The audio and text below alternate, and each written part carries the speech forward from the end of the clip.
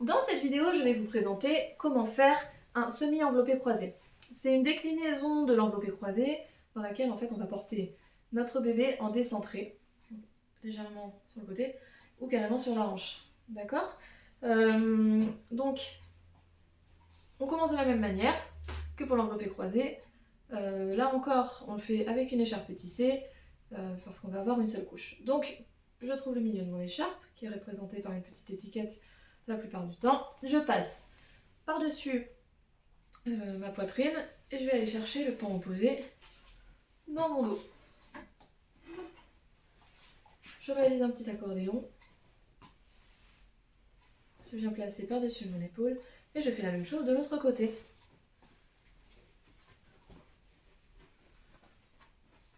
Hop.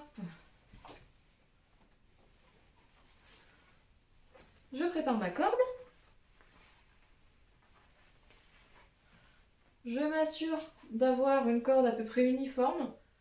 D'accord? Sinon je resserre un peu. L'idée c'est d'avoir la même distance en haut et en bas. Je dois pouvoir passer à peu près en point. Et puis je prends mon bébé quand je suis prête. Donc je prends mon petit bébé que je viens placer sur mon épaule en position pototo. Et je viens placer la corde par-dessus mon bébé pour venir la mettre au creux de ses genoux. Et je le laisse descendre. Je le positionne là où j'ai envie qu'il soit. Si je le mets sur la hanche et qu'il est tout petit, je veille vraiment bien à ne pas forcer son écart de hanche. D'accord? Hop là.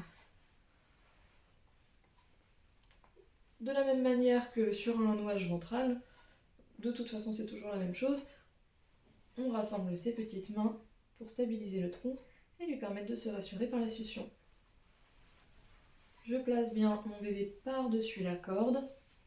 Hop. Par exemple là j'ai un petit peu trop de mou, je fais un serrage un peu global. Hop. Voilà.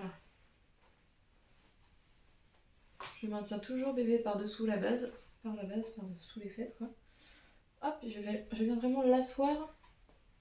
Donc, hop, comme ceci, par-dessus la corde. Si j'ai besoin de remonter ses genoux pour avoir une meilleure bascule, donc le genou doit être au-dessus du bassin, je vais utiliser ses petites jambes. Et surtout pas ses petits pieds. Parce qu'encore une fois, si je lui donne appui, il risque de partir en arrière. Je remonte mon tissu, juste ce qu'il faut, jusqu'au-dessus des épaules. Hop. Je réalise mon pli par pli sur le pan opposé de là où j'ai mis mon bébé. Hop.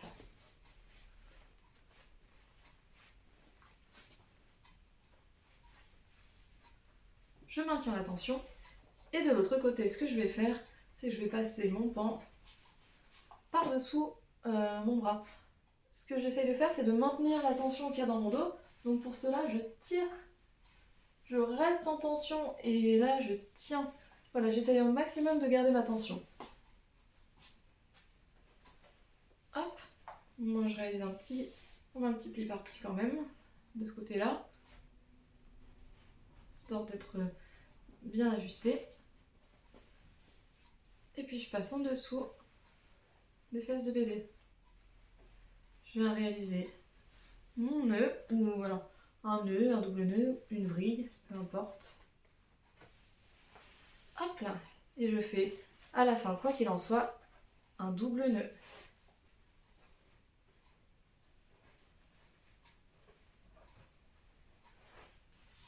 Et voilà, mon bébé est bien installé. Sur le côté, il peut avoir une vision beaucoup plus élargie que dans le ventral, d'accord?